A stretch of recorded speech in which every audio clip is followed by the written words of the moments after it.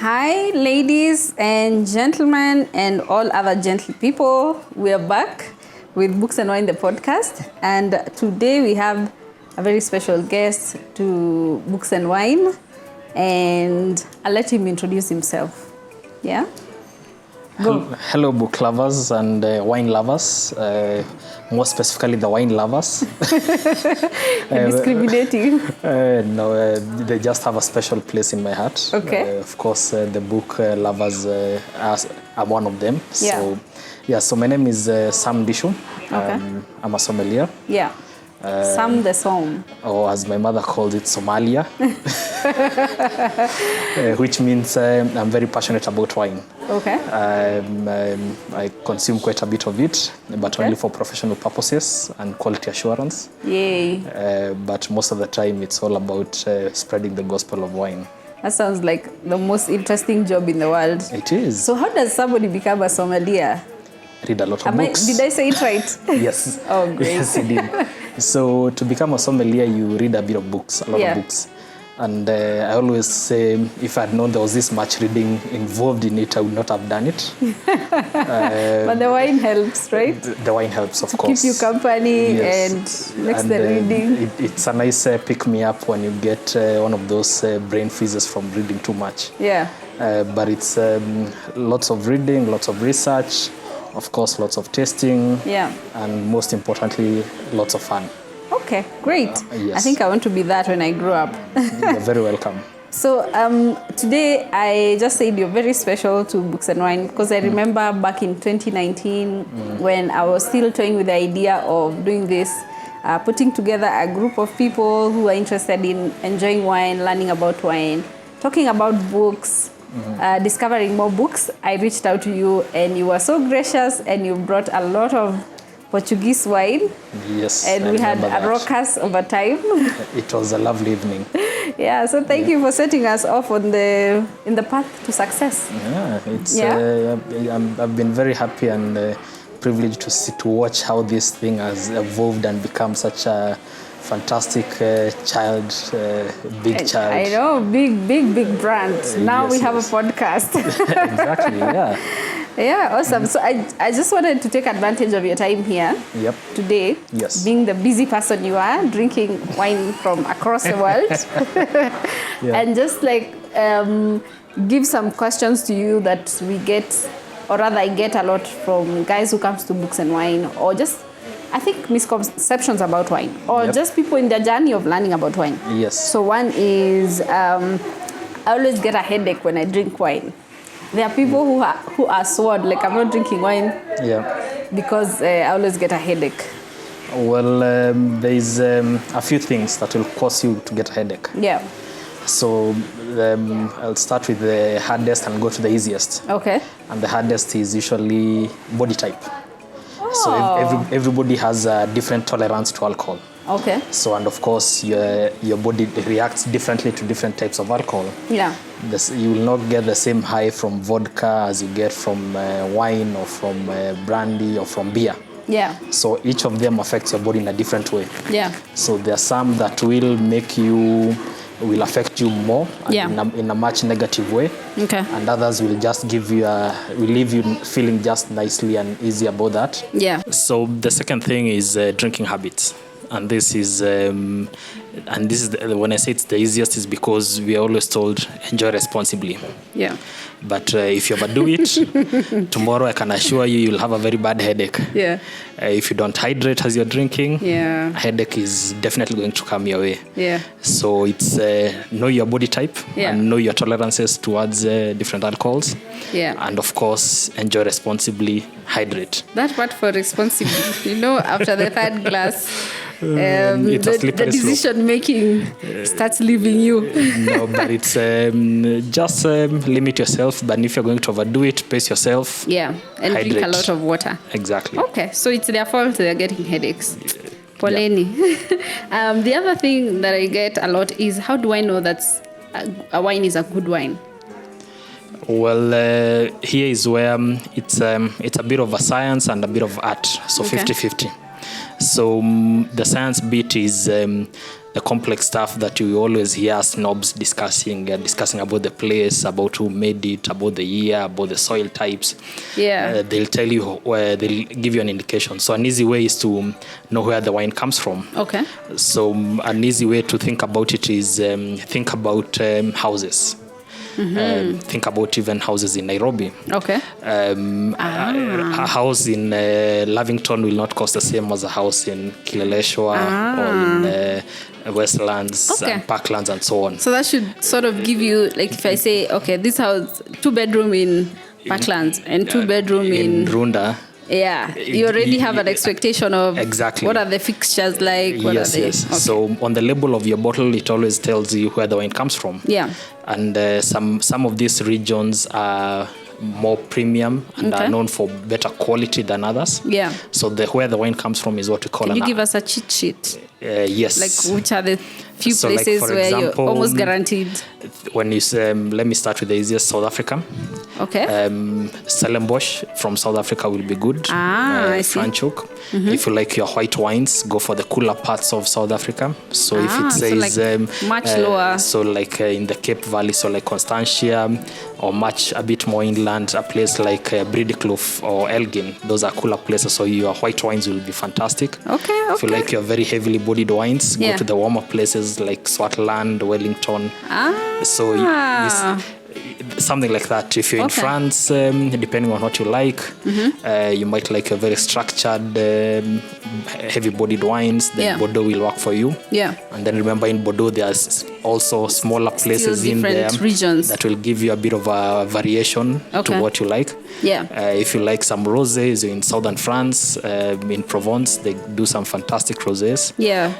If you like, I hope people have a pen and a paper like me, because this cheat sheet, you need it, because if you're not gonna be a somm reading books on wine, you might as well be taking notes from books and wine, the podcast. Or you can subscribe to us and have all of this in regular episodes. Probably I can make it more wine and books and not books. Yes, thank you. So it's that's a proposal we might just take you up on. So it's just about understanding where they come from. Some places are known for better things, doing better quality of the same wine of a certain thing. So like if you like Malbecs, the best Malbec is coming from Argentina. I was about to guess that. If you like Sauvignon Blancs, New Zealand would be perfect. If you're looking for full-bodied. And say like a Chardonnay, what's the best place? Now, if you like your full-bodied Chardonnays, and very oaked, go to California in the US. That's a surprise. If you like them a bit more reserved and classic, if I can use the term. Yeah, like crispier. Yes, go to somewhere cooler, like Chablis in France. Ooh. So it depends again with the style you want. If you like your Shirazes, Australia is fantastic for Shiraz. Yes. Also, and a bit of South Africa as well. Also South Africa, especially the warmer parts. And of course, France does a lot of that. If you like your dessert wine, you can drink some port from Portugal. Hey, or some sweet sherry from Spain. Let's take a commercial break at that point and talk a little bit more on the port. Yes. I remember, I think one of the first instances that we met. Yeah. We met and you struck a conversation and we started talking about port. Yes. And I think from then on, I've never looked back. I've never looked at port the same way. No, port is a very classy and it's been around since forever. Since Jesus' time, I think. No, not quite. Okay. I'm stretching it. That's a bit far. But the weird thing with port is it actually, if you want to really put a date on it, is when guys started discovering the world. So during the time when they were going around exploring in ships. Okay. So can you tell us a little bit like what makes port? Yes. Or what is a port? So port is fortified wine. Okay. And when I say fortified wine, I mean vitamins. Wine, not with vitamins. Okay. It just has a higher alcohol level than normal wine. Okay. So your normal wine. I think that's a good thing for the average Kenyan I know, who is always checking, what is the ABV? What is the percentage alcohol? Before I go further, let me talk about the ABV. Yeah. It's something that I see, and a misconception that I see a lot in when we are shopping for wine. Yeah. when you go and buy a bottle of wine based on the ABV, it's like walking into one of these, like DT Dobby. Yeah. They sell all types of cars from Nissans to Mercedeses. Yeah. And you buy the car with the biggest rims. You're missing out on the leather seats, on the Brembo brakes, on the V8 engine. Okay, so, I see what you're saying. So actually, even say like for a book, if you went to a bookstore, like right now we're at a bookstore, a very beautiful bookstore in Nairobi called Somanami Books. Yeah. It's as if you came to Somanami Books and said, give me the biggest book. The one with the most pages. Yeah. So what like exactly that. Are you after? Yeah. It's, you sort of, because even when you're testing the wine, unless you serve the wine at the wrong temperature, the alcohol is the last thing that you'll ever notice. You'll test everything else, and then the alcohol, probably you'll start noticing the alcohol after the fourth glass. Yeah. But in the first that should not be you're leading. Now you are heading towards some other territory. But I've always port is fortified wine, so they make the normal wine. Yeah. And then, of course, they add a bit of brandy to it. Okay. So they raise the alcohol volume. Normal wine doesn't go past 15%. Yeah. So they add a bit of brandy to it. Mm-hmm. So it goes to between 17 and 20%. So it will never go past 20%. Okay. And the unique thing about port is only comes from one country. Portugal. Yes. Or the people that have the right to call their fortified wine port. Yes, so is the Portuguese only. And even in Portugal, it only comes from a specific part of Portugal called Douro. So which is a nice... I was about to say, in the port town of Port. Actually, they make it... up in the mountains, in the valleys of the Douro Mountains. Okay. And then they put it in boats and send it down to Porto, which is like the port. It's actually the city. It's a port city. It's a city near at the port there. So that's where it got its port name from. I see. But it's a fantastic wine to have. Every wine has a story, right? That is the whole port point. Is so sweet. But you can also get some dry port. Have you ever had some white port? I'm not sure I've come across a dry port. Look out for a white port. Okay. I will do that. It will be some new experience. Okay. Yes. I still have a lot of wine exploring to do. Yeah. Homework. Take away. Look for dry. Look for white port. Yes. Great. So I love how we've gone round and round. We have come from Portugal. Mm-hmm. Now you know how to get how to get a good bottle of wine. Yeah. You have your cheat sheet. I had a lot of South African regions, a lot of French regions, a bit of Argentina, a bit of the Australian, US. And also some New Zealand in there. Yeah. Yep. So I tend to like Chilean Cab Sauv. Is it good? It is good. Okay. In terms of actually, Chile is one of the good producers of Cab Sauv. Okay. Especially if you get it from some what you call the Mole Valley. Okay. Fantastic place to get Cabernets. Yeah. But since you love Chilean wines, why don't you try a unique grape that is the biggest exporter of Chile? Okay. Which is Carmenere.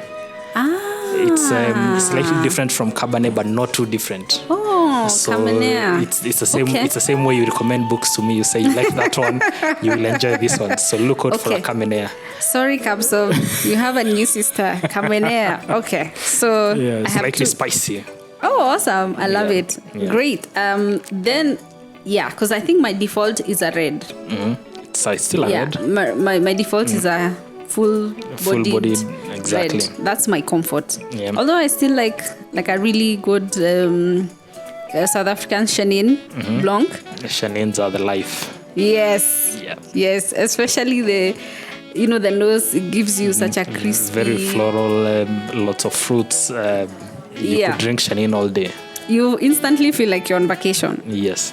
Okay, so I know you're also a big reader. Yes. And since we're at Books and Wine, are there any books that you always swear by? Like some books that you read maybe recently or 10 years ago or 50 years ago. Okay, not 50. We know you're not 50 years old. Yeah, there's some... what are those books that have stuck with you over time? I think the biggest one to have an impact in my life is one called the Bhagavad Gita. Okay. That's a religious text. It's a religious, but it's one of the best poetry books that I've ever read. Okay. It's a Pelican classic. The translation was quite good. Yeah. So did you read this cover to cover? Yes. Or you just, it's like a small book. Dibbled and doubled. It's not that big, but it's very illuminating. Yeah. And what I think made it stand out more is because when I was reading it is just after I'd read Dante's Inferno. Oh, so I think we are seeing where I'm going with my love of poetry and verse and all that. Yeah, and I think religious, if you study more than one religion, you start to feel like we are all going around the same circle. It feels and calling we are different things. We all the same thing, different things. On different paths towards the same destination. Yes. Oh, I love that. Yes. We are on different paths towards the same destination. Exactly, precisely. Yeah. And I think because every human being wants to be happy. Yes. You want to eternally be peaceful, whether your eternal is proximate right now or it's in the future. It's in the if it's in the other world, whether by reincarnation or by heaven or by wherever. On that note, I hope to be reincarnated as a cat. Why the cat? Cats don't drink wine. My cats are living the life. So I'd love that rent life. Rent free. Sleep on the house. Sleep on all the couches. Yeah. I live far everywhere. Yeah. I know. I love a cat too. Yeah. We have a cat in the house which I think it's you're right. Boss. But then it's a boss of the house. Sometimes I'll be sleeping and it's sleeping on my feet and I try to push it and it won't budge. It won't budge. Like, this is my bed. Yeah. This is my house. I'm just letting you live in it. Okay, great. So that's one book, Bhagavad Gita. I think also I loved The Prince by Niccolo Machiavelli. Okay. Appealed to a weird sense of whatever power and I think when in Nairobi you need to read that book to survive Shamba la mawe. Yes. Nairobi is a concrete jungle. And then Kalu Okpi's Biafra Testament. I don't think I've read that. It's about the Biafran war in Nigeria, the civil war in Nigeria. Oh, okay. Let me take a note of that. I would definitely. Yeah, it was. It's one of those that pulls you apart, puts you together, pulls you apart about 5 times. Is it a fictional book or non-fiction? Non-fiction. Oh. Based on it's slightly fictional, but it's based on true events. Yeah, I know the Biafran war because I think I read for the first time. I had no clue about it until I read Chimamanda Ngozi Adichie's Half of a Yellow Sun, and I couldn't believe that this momentous thing had happened in Africa. And I was this many years, and I had never heard anything about it. Of course, I'd never been taught about anything of African history. Is not taught in African schools. I think they. And so it came as a surprise. Yeah, it's a fantastic book, and I would recommend for anyone to read it. Yeah. I'm still looking. The copy that I had, I lent it to a friend, and those friends with please books. Don't ever do that. So now I'm looking for another copy. So do not lend your friends books. If you find it, I'll buy it off you. So the best thing you can do. Yeah. When somebody likes a book you have, you're like, I know where I got this book. Here is their number. They also do delivery. Yeah. And make sure you give them Arabic Books number. Yeah. So those are 2 books. Do you want to add one more? Yep. There's this. It's actually 2 books, but they are more or less the same story, but from different perspectives. Yeah. So White Mischief, the one and only. But by the time I was coming to White Mischief, I'd read The Life and Times of Lord Errol. Oh my gosh. Messy white people. So I enjoyed that history. It's one of those histories that you read, you enjoy the story, but you still feel like I wish I was there. Yeah. I would have also gone to the forest Like, and yeah, joined this- the freedom fighters and all that. Exactly. But it's one of those, when you look at it objectively, it's illuminating because it's the history that we never get taught in school. Exactly. It's so alternative- mainstream. It's alternative history and all that. Yeah. And see the power of books, and I'm seeing like a trend that you're a history person, you like to dig into the past. I like old books. You should see my Shakespeare collection. Oh gosh, you have a Shakespeare collection. I'm trying to collect all of them. You're the real deal. And I also like a bit of Greek mythology. Yeah. Ovid's Metamorphoses was fantastic. But out of all the Shakespeare plays, I think the one that I liked the most was Othello. Okay. I don't think I've read more than 2 Shakespeare in my life, so I'm unqualified to comment. Those ones, all I say is look past the difficult English. Yeah, and look for the story. And then once you read the first few pages, the English becomes normal. And you situate yourself in these guys and the thoughts. You will find yourself looking for all of his works. Yeah. It's that addictive. I do have a copy of Romeo and Juliet. I also remember my teacher must have taught us another Shakespeare book, which I'm forgetting. But as we did Merchant of Venice. I think awesome. that shows how old I am. You're advertising your big age. People are here calculating, when was that a set book? Yeah. Anyway, those are really, really nice books. Before we let you go, I want us to do a fun thing. Okay. Just name a wine varietal, and then you let me know what book comes to mind. Sauvignon Blanc? Sauvignon Blanc. Wow. Pride and Prejudice. Okay, yeah. If not Pride and Prejudice, Wuthering Heights. Okay, and I see we are gonna be stuck on a classics route here. I'm a classics guy. Which other wine do I want? Okay, a Chenin Blanc. And I think because I know you feel quite emotional about that. A Chenin. Yeah. A Chenin for me is always when I'm relaxing, so I want a lighter book. Yeah. And I think here I would go for which is the last book that I read that was very light? The Alchemist. Oh yeah, actually yes. Yeah, that's a perfect match, and it kind of Chenin makes you travel. Yes. And so of course the Alchemist. Yeah, we've all read the Alchemist, and you're like on this journey called life. Yes. The next one, Malo. Malo is mellow. Okay. But then again, a Malo is one of those you want to read when you want to drink when you are reading something slightly heavier. Yeah. Deep-seated, dark. I'll quote one of the weirdest books that I've ever read. Okay. I hope it's not that weird. Go.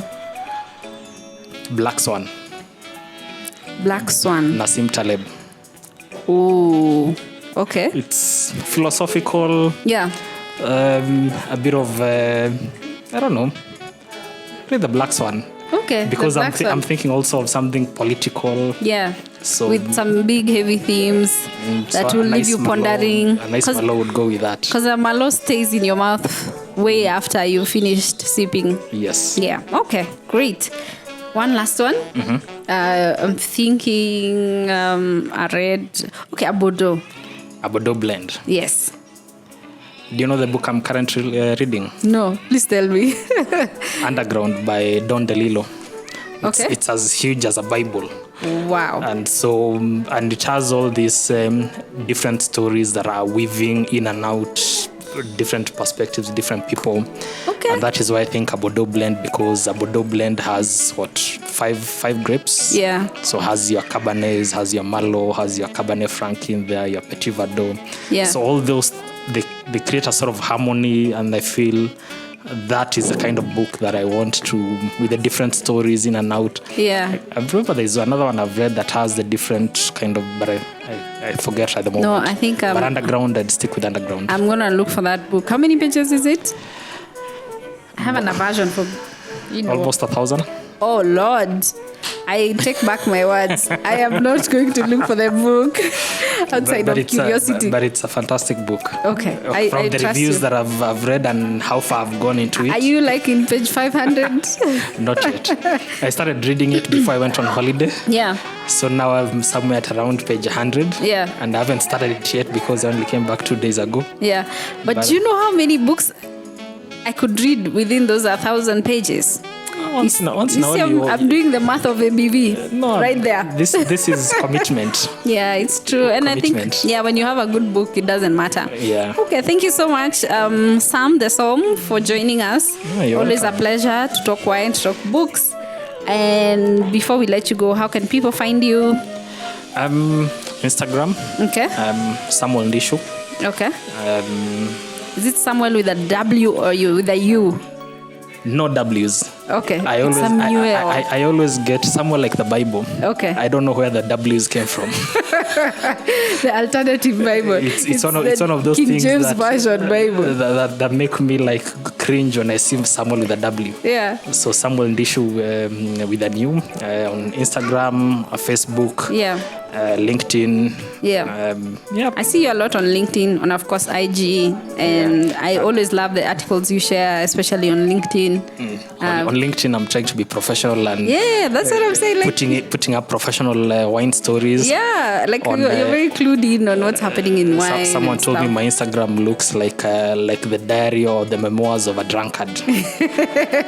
But no, I'm just tell them you're on the job. I put in some good wines, your job involves good wine options. drinking. Yeah, so that's very nice. Samuel Ndichu. So that is SAMUEL.